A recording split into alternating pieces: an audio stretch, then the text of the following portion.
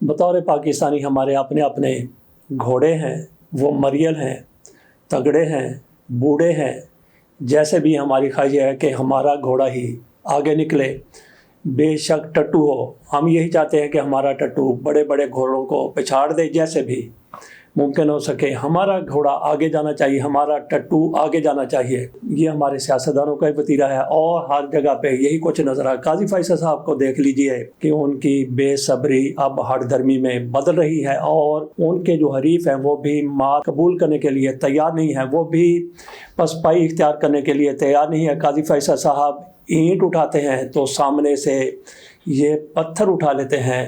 अदलिया की तौकीरी पहले कभी ऐसी नहीं हुई थी और उसका ज़िम्मेदार, एक तो हम बात करते हैं कि फ़लाँ चीज़ का ज़िम्मेदार कौन है, लेकिन जहाँ तक अदलिया की बेतौकीरी का, अदलिया की कमज़ोरी का तल्लुक़ है, अदलिया को बेबस करने का तल्लुक़ है, तो उस हवाले से सवाल ये उठता है कि इसमें ज़िम्मेदार कौन नहीं है। हुकूमत क्या ज़िम्मेदार नहीं है, अदारे क्या ज़िम्मेदार नहीं है, काजी फ़ाइसा क्या ज़िम्मेदार नहीं है, काजी फ़ाइसा के हरीफ। ये कितनी शर्मनाक बात है कि हम काजी फ़ाइसा के हरीफों की बात करते हैं। ये सुप्रीम कोर्ट है, वहाँ पे जजों को जज होना चाहिए, वहाँ पे कोई इख्तलाफ नहीं होना चाहिए। ये जज कहाँ से आते हैं? थोड़ा सा अंदाज़ा कीजिए कि किसी मेरिट पर नहीं आते। या तो बताया जाए कि इनकी बुनियादी तालीम ये है, इस तरह से इन्होंने टेस्ट दिया था। कितनी शर्म की बात है कि कहा जाता है कि अदलिया तकसीम है, अदलिया आपस में डिवाइडेड है, अदलिया के जज एक दूसरे के खिलाफ मुहाज़राई कर रहे हैं। तो नाजरीन, क्या ये शर्म वाली बात नहीं है? और ये जज साहबान कहाँ से आते हैं? क्या इनका कोई मेरिट है कि इनको किस तरह से जज तैनात किया जाता है?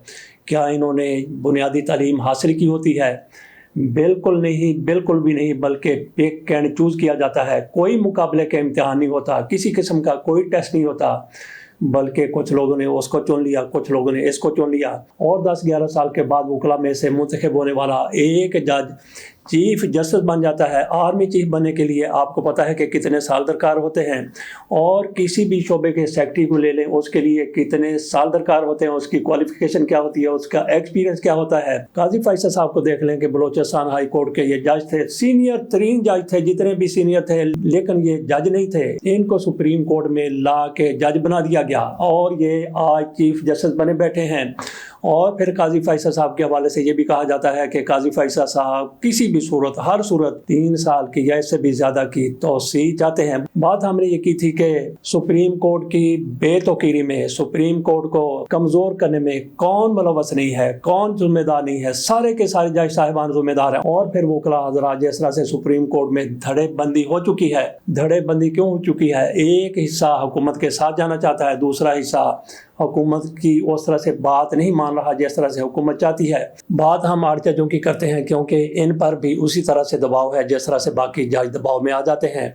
तो ये क्यों दबाव में नहीं आ रहे? तो क्या इनको उस तरह की सहूलतें नहीं चाहिए जिस तरह की दिगर जजों के? और क्या इनको अपनी ज़िंदगी आसान नहीं बनानी चाहिए जिस तरह से दूसरे जजों की आसान हो गई? कोई उनको पूछता नहीं है। पूछता नहीं से मतलब ये है कि वो जो भी करते रहें उन पर किसी की नज़र नहीं जाती, जबकि इन जजों के गिर्द किस तरह से घेरा तंग किया जाता है, इनके बच्चों के, इनके घर वालों को, रिश्तेदारों को किस तरह से परेशान किया जाता है। क्या इनको इमरान खान से इतनी ज़्यादा मोहब्बत है कि इन पर जो भी प्रेशर आता है उसको कबूल नहीं करते, किसी दबाव को दबाव नहीं लेते और किसी भी लालच में नहीं आते?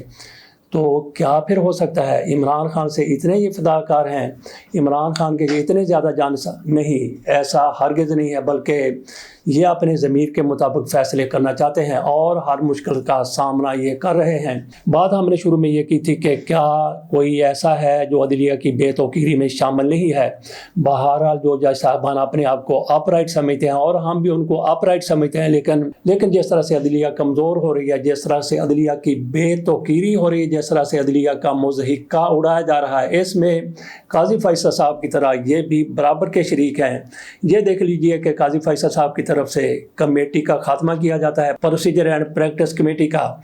ये काजी फैसल साहब की तरफ से तो नहीं किया जाता, लेकिन काजी फैसल साहब को फैसिलिटेट करने के लिए हुकूमत की तरफ से ऑर्डिनेंस आ जाता है। सदर साहब फौरी तौर पर ऑर्डिनेंस जारी कर देते हैं और काजी फैसल साहब पहले ही तैयार बैठे होते हैं, उस पर अमल कर देते हैं। कमेटी पहले वाली ख़त्म कर देते हैं और अपने साथ जस्टिस अमीनुद्दीन साहब को बिठा लेते हैं। इस पर हमारे सामने ये आता है कि मंसूर अली शाह साहब इसको कबूल नहीं करते।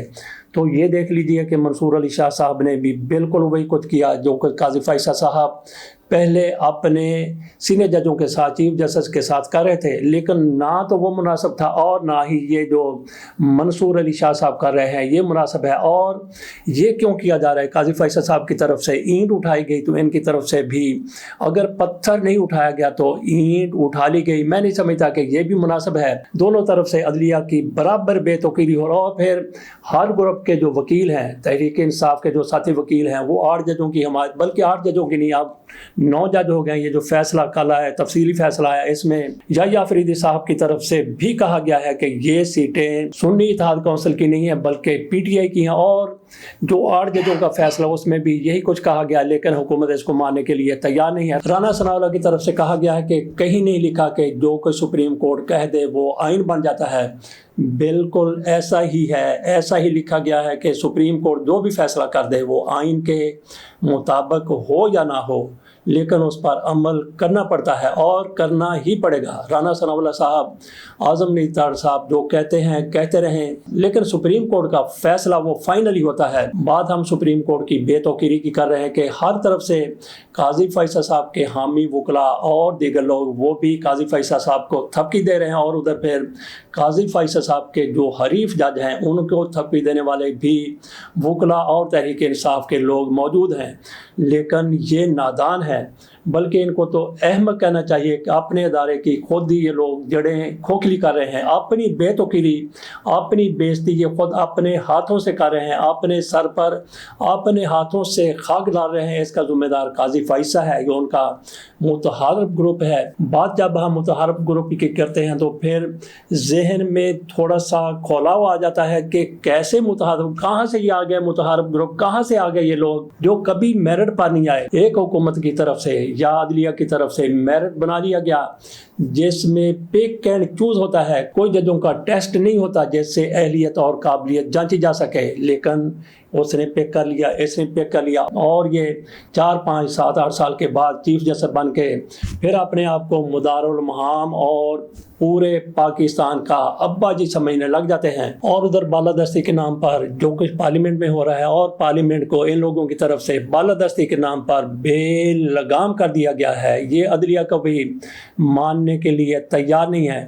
واقعی اس میں کوئی شک نہیں ہے کہ پارلیمنٹ سپر ہوتی ہے، اس نے آئین بنانا ہوتا ہے، اس نے قانون بنانا ہوتا ہے، لیکن وہ پارلیمنٹ سپر ہوتی ہے جو لوگوں کے ووٹوں سے منتخب ہو کے آتی ہے۔ یہ کہاں سے آئے ہیں؟ یہ فارم 47 والے کس طرح سے اپنے آپ کو پارلیمنٹیرین کہہ سکتے ہیں اور مضبوط پارلیمنٹ کی بات کر سکتے ہیں؟ یہ 2 نمبر قسم کی پارلیمنٹ کیسے یہ آئین میں ترمیم کر سکتی ہے، کیسے یہ قانون سازی کر سکتی ہے، اور پھر 2/3 اکثریت حاصل کرنے کے لیے، 2/3 اکثریت بنانے کے لیے کس طرح سے 2 نمبریاں کر رہے ہیں۔ قاضی فیصل صاحب کو انگیخت کر دی گئی، قاضی فیصل صاحب کیسے ناچتے ہوئے انہوں نے ایک بینچ 5 رکنی بنا دیا گیا۔ اور بات ہم نے کی کہ جس طرح سے منصور علی شاہ صاحب چیف جسٹس کے سامنے کھڑے ہو گئے، پریکٹس اینڈ پروسیجر کمیٹی جو نئی بنائی گئی ہے اس حوالے سے، اسی طرح سے منیب اختر صاحب کی طرف سے بھی اس بینچ میں بیٹھنے سے انکار کر دیا گیا، جو 63A کی نظر ثانی کے حوالے سے قاضی فیصل صاحب نے ترتیب دیا ہے۔ گو کہ قاضی فیصل صاحب ایک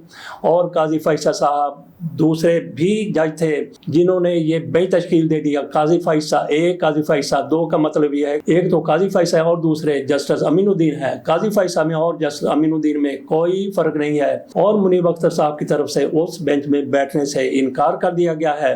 تو اس سے آپ اندازہ کر سکتے ہیں کہ کس طرح سے اپنی ہی سپریم کورٹ کی بھد ان ججوں کی طرف سے اڑائی جا رہی ہے۔ بلاول بھٹو زرداری کی طرف سے کہا گیا ہے کہ ہماری نیت پر شک نہ کیا جائے، تو بلاول بھٹو زرداری سے پوچھنا چاہیے کہ بلاول بھٹو زرداری صاحب، آپ کی نیت پر شک نہ کیا جائے اور آپ کی بدنیتی پر بھی شک نہ کیا جائے۔ یہ 2 چیزیں ہیں کہ بلاول بھٹو زرداری کی نیت پر شک نہ کیا جائے، بلاول بھٹو زرداری کی بدنیتی پر شک نہ کیا جائے۔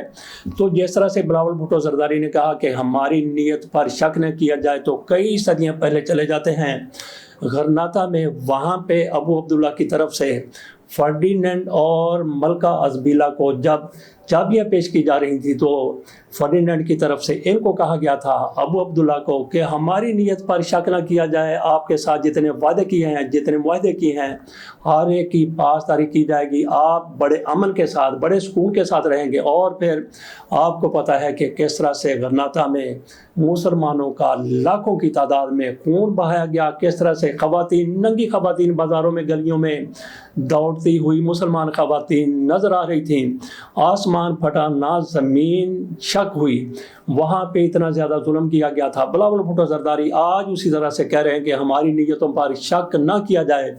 एक तरफ ऐसी बात कर रहे हैं, दूसरी तरफ वो ये भी कहते हैं कि आईनी अदालत का नज़रिया उनकी वालदा की तरफ से दिया गया था। चार्टर ऑफ डेमोक्रेसी की बात बिलावल भुट्टो ज़रदारी साहब करते हैं। इनकी वालदा की तरफ से अगर कहा गया था कि आईनी अदालतें बनाई जाएं तो फिर बना लें। जहाँ तक बात है चार्टर ऑफ डेमोक्रेसी की, उसमें क्या कहा गया था? जो कुछ भी कहा गया था, बहर हाल, बहर सूरत, बहर कैफ, वो जो दस्तावेज है, वो जो डॉक्यूमेंट है, वो ना आईनी है ना कानूनी है। उसका आइन के साथ, उसका कानून के साथ कोई तलक नहीं है। ये दो पार्टियों के माबैन होने वाला एक मुआहदा था और दोनों पार्टियां अपने अपने मुफादात के लिए वहाँ पे बैठी हुई थी। इमरान के भी चार्टर ऑफ डेमोक्रेसी के ऊपर साइन है, मियां नवाज शरीफ के हैं, बेनज़ीर भुट्टो के हैं।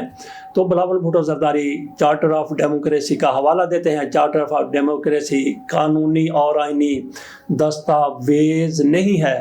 तो बाकी बिलावल भुट्टो ज़रदारी ने यह भी कहा कि आइनी अदालत का जो चीफ होना है उसकी उम्र की ज़रूरत नहीं है, उसकी उम्र की हद की ज़रूरत नहीं है, बेहद व बेकनार उसकी उम्र होनी चाहिए। 100 साल तक जाए तो उसको कोई ना पूछे।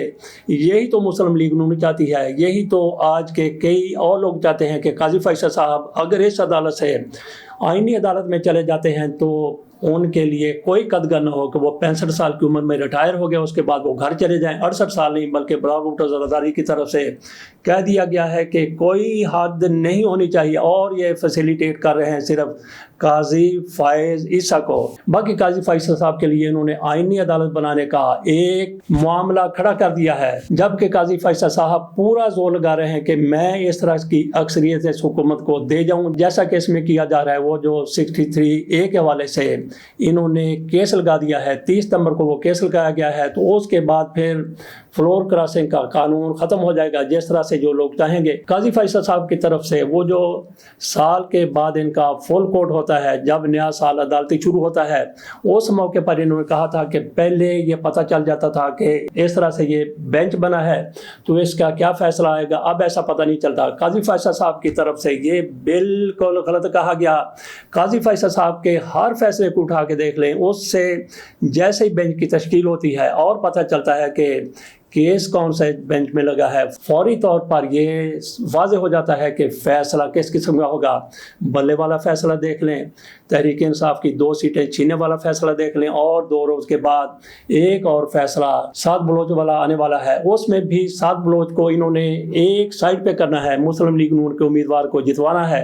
तो काजी फैसल साहब की तरफ से जितने भी तहरीक इंसाफ के हवाले से या दीगर फ़ैसले आए, पहले से पता था कि फ़ैसला काजी फैसल साहब कैसे करेंगे। मखसूस नशिस्तों के हवाले से भी काजी फैसल साहब का किया गया फैसला सबको पहले पता था।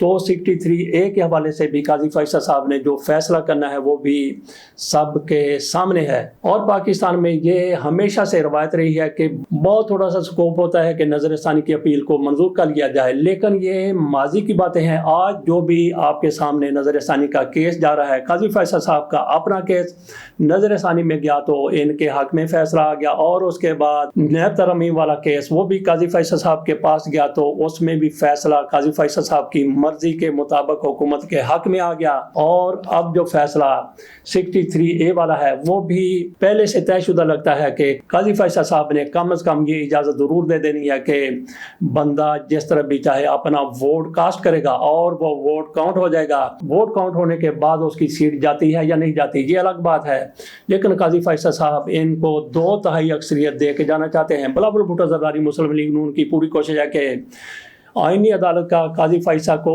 इस सूरत में चीफ जस्टिस बना दिया जाए कि आइन में तरमीम नहीं हो रही और काजी फैसल साहब को तौसीह नहीं मिल रही, लेकिन काजी फैसल साहब ने हुकूमत के लिए 2/3 अक्सरियत का फुल प्रूफ बंदोबस्त कर दिया है। इसके साथ इजाज़त दीजिए, अल्लाह हाफिज़।